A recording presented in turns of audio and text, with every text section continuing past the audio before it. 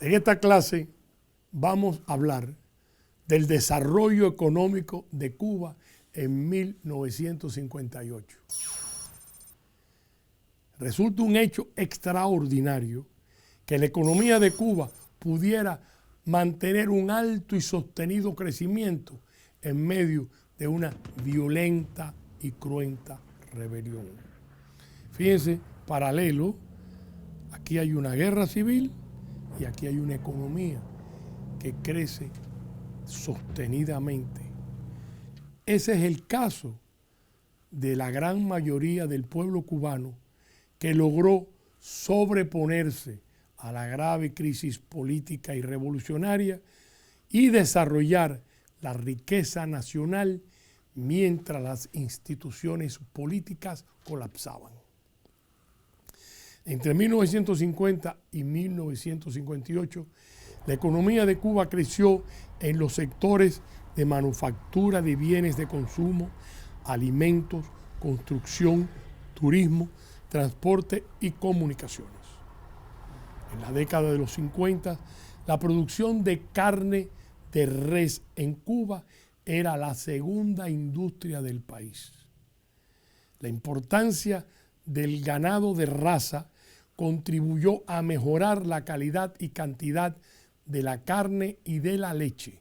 El más importante fue el cebú, original de la India, donde se reconocen más de 30 variedades. Es muy resistente al calor y a las enfermedades tropicales.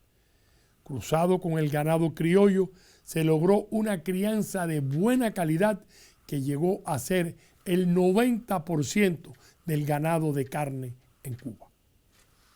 Las fincas ganaderas eran operadas con equipos modernos y personal calificado, con un 54% de rendimiento de carne por res, por unidad.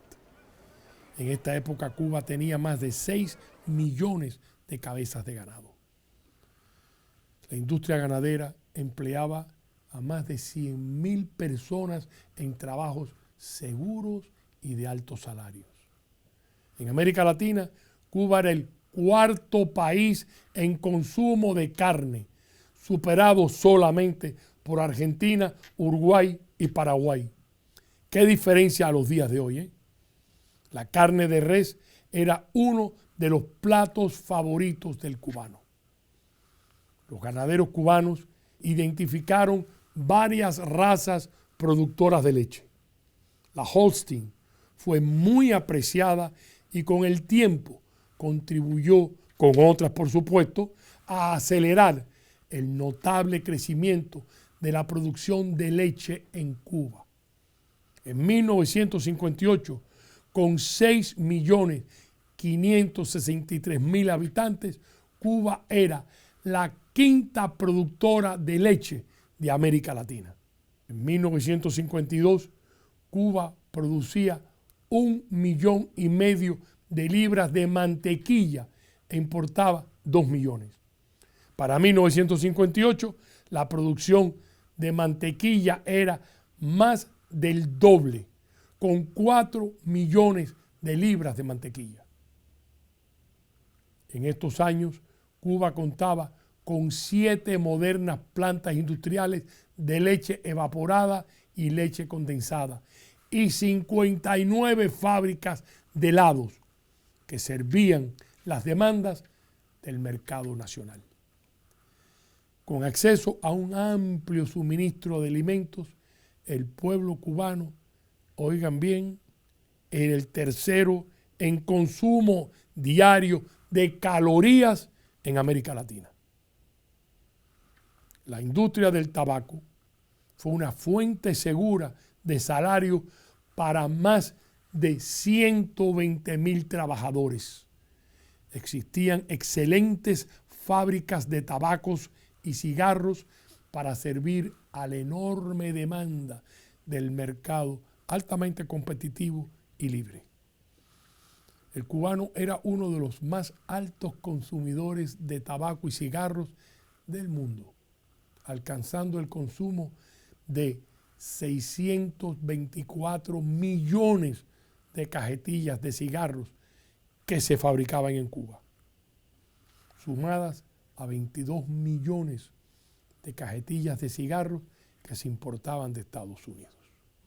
Otro lucrativo mercado era la exportación de hojas de tabacos a Estados Unidos, tabaco de vuelta abajo en Pinar del Río, considerada la favorita de productores y de consumidores en el mundo. En 1958 circulaban en Cuba más de 160.000 autos. En proporción al número de habitantes, Cuba era la segunda en volumen de autos en América Latina. Cuba disfrutaba de un excelente sistema de vías de comunicación conectadas a la carretera central que integraba una efectiva red de carreteras y caminos regionales a nivel nacional. Las ciudades de la isla eran servidas por más de 4.000 ómnibus. Los cubanos los llamamos guaguas, que unían los centros urbanos de la isla. La ruta de ómnibus Santiago-Habana brindaba 10 salidas diarias en ómnibus con aire acondicionado y baños. Es importante señalar otro dato que tiene que ver con una cooperativa de hombres que eran dueños de sus ómnibus. Fíjense bien, estamos hablando de la cooperativa de ómnibus aliados que daba servicios en La Habana. En este caso, los dueños de las rutas formaron esta enorme cooperativa. Se fabricaron una estación de donde partían los ómnibus, donde los reparaban. Fue una magnífica exposición de cómo los obreros en una cooperativa independiente del gobierno podían progresar y obtener grandes beneficios económicos. Los choferes, muchos de ellos, eran dueños de sus ómnibus y todos juntos crearon esta red que le daba servicios a numerosas rutas a lo largo y ancho de la ciudad de La Habana. Era tan efectiva y eficiente la cooperativa de ómnibus aliados, con cientos de carros, que en la hora pico del transporte no se esperaba, y yo viví esa etapa, lo más que esperaba cuando tenía necesidad de usar un ómnibus, una guagua, no eran más de 6, 7, 8 minutos. Además, a un precio magnífico. Usted pagaba su primer viaje y podía hacer transferencia, que era absolutamente gratis. De manera que Cuba, con la cooperativa de choferes, dueños de sus ómnibus, que podían tener una calidad de vida excelente, crearon este sistema. Pero recuerden esto que le acabo de decir, era una cooperativa privada. El gobierno no tenía nada que ver, nada más que asegurarse que cumplieran con las reglas del tránsito y la seguridad y limpieza de los ómnibus, que además ellos sí la mantenían sus dueños porque era su comida. Era una cooperativa de obreros, choferes, que en muchos casos eran dueños de sus ómnibus. Al mismo tiempo, la principal línea aérea de Cuba era la Cubana de Aviación, que volaba a Nueva York, Madrid, Miami y Ciudad de México, y además a 19 ciudades de Cuba. Una empresa bien administrada creció de 7.800 pasajeros en 1933 a más de 337.000 pasajeros en 1958. El sistema de salud de la República de Cuba tenía el más bajo número de mortalidad infantil de América Latina, para una tasa de 32 por 1000 vidas, y era el número 13 en el rango mundial, más efectiva y eficiente que en Francia, que en Japón y que en España. En 1957, el sistema de salud de Cuba contaba con 72 modernos hospitales y 21.000 camas, más de 250 centros médicos y clínicas, muchas de ellas con servicios mutualistas a un costo de 5 pesos mensuales. La Escuela de Medicina de la Universidad de La Habana estaba entre las mejores de América Latina y ocupaba el tercer lugar en calidad de servicio, con una tasa de 128 médicos por 100.000 personas, igualando a Holanda y superando a Inglaterra. En las 126 municipalidades de Cuba se ofrecían servicios médicos en las llamadas casas de socorro o centros de emergencia, que daban atención de calidad, absolutamente gratis. En 1958, Cuba contaba para servicios médicos con 35.000 camas para atender a 6.6 millones de habitantes, para una extraordinaria tasa de una cama de hospital por 190 personas. Pocos países en el mundo tenían esta calidad médica. En 1958, Cuba contaba con el Banco Nacional, que regulaba el flujo de dinero en circulación, las reservas bancarias y los créditos.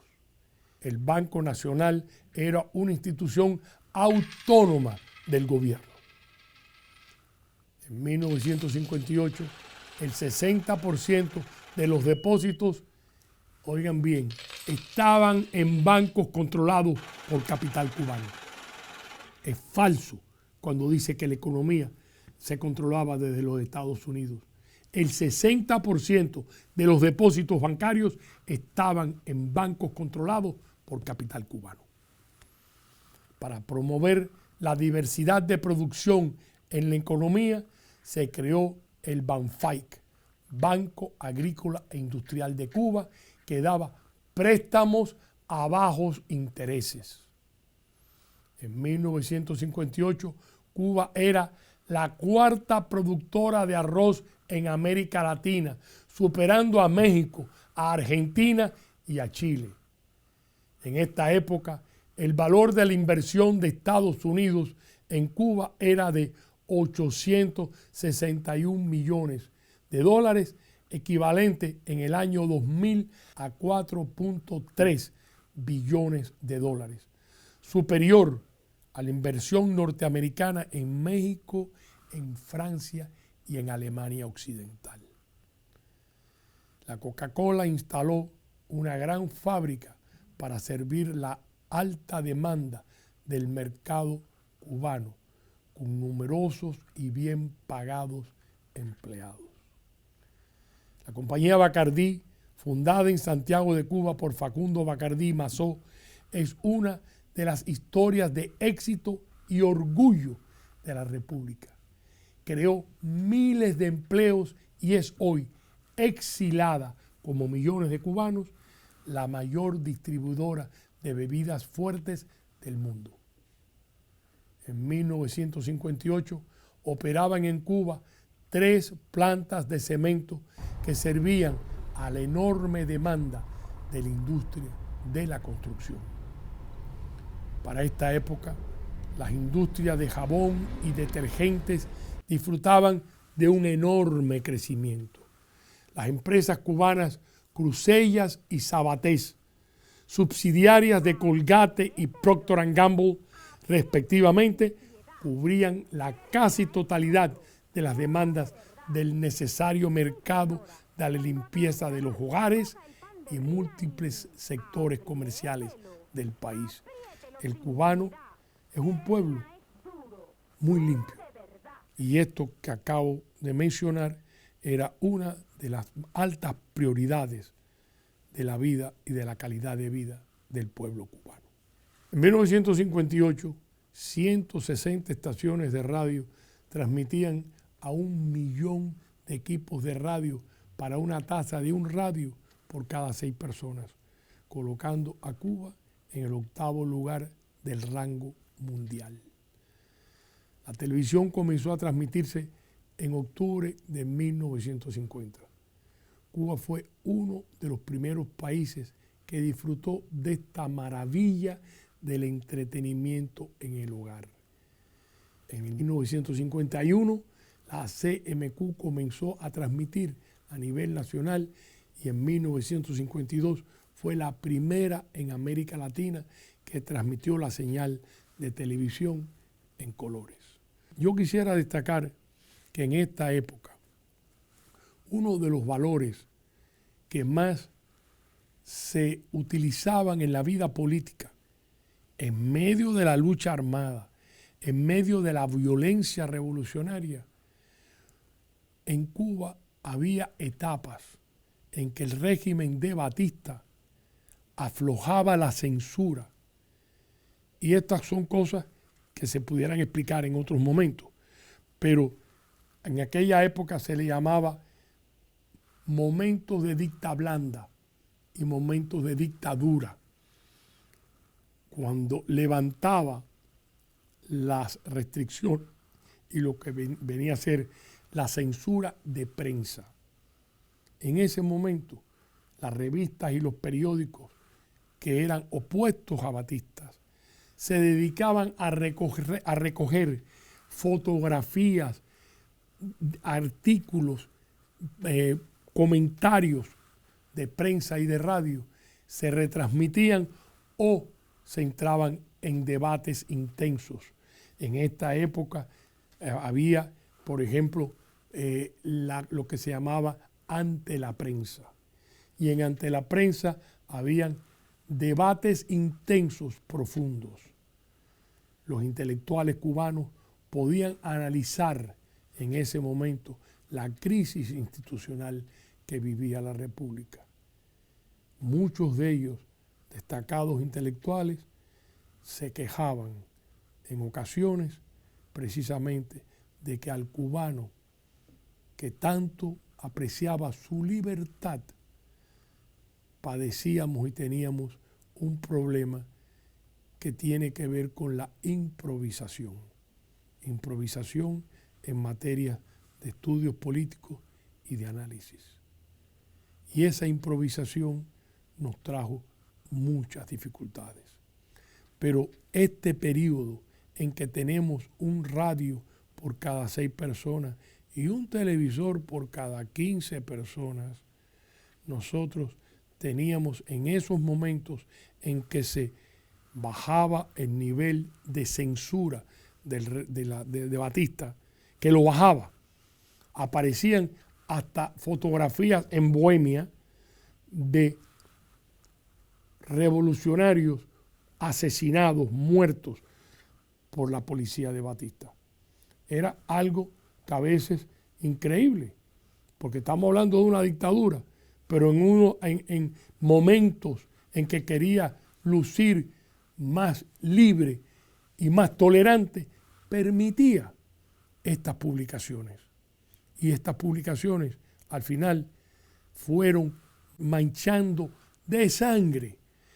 En épocas del régimen, el pueblo cubano podía ver estas horribles fotos y analizar todos estos crímenes que realmente traumatizaban a la sociedad cubana.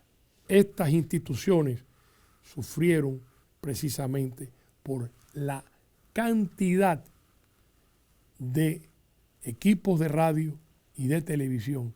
Y quiero además decir en este momento que Fidel Castro también se sirvió del acceso del cubano al radio y la televisión para hacer su discurso falso. Pero podemos decir que la Revolución Cubana fue la primera que se sirvió de la televisión para hacer su campaña de adoctrinamiento, porque la República le había brindado esa magnífica oportunidad donde había un televisor por cada 15 cubanos. Y Fidel Castro utilizó para su falso mensaje revolucionario ese magnífico equipo que recogió de la República. En el 1954, mediante el uso de un avión C-46 que captaba la señal de Miami y la retransmitía en vivo a Cuba, los cubanos pudimos ver la Serie Mundial de Pelota transmitida desde el estadio de los Yankees en la ciudad de Nueva York. Yo fui testigo de muy muchacho de esa transmisión, que vi el juego en directo en mi casa en La Habana. Señores, esto es una maravilla, porque no existían los satélites. Ese avión C-47 fue, pudiéramos decir, el primer satélite que transmitió en vivo desde Nueva York a Cuba. Y eso se hizo en 1954 con un avión C-47. Así estaba de efectiva y adelantada y progresista la televisión y la radio en Cuba. En estos años 50 había en Cuba más de 500 laboratorios de farmacias, miles de bodegas, pequeños negocios de comida barata que llamábamos fondas, más de 600 salas de cine, 58 periódicos y numerosas revistas como Bohemia, que tuvo una gran influencia en la vida política y social de Cuba. El peso cubano mantuvo su valor a la par del dólar y el per cápita anual del cubano era de $356 al año. Por cierto, más alto que el que tiene hoy en día. Pero en aquel momento el per cápita del cubano era más alto que el per cápita de México, de Brasil, de Argentina, de Chile y de Colombia. En 1959 es una fecha infausta, porque ese es el año que llega a Cuba el marxismo-leninismo. La República libre y próspera fue trágicamente destruida por la ideología intolerante del comunismo, que llegó con un dogma obsoleto del siglo XIX y trajo el fracaso, el terror y la miseria.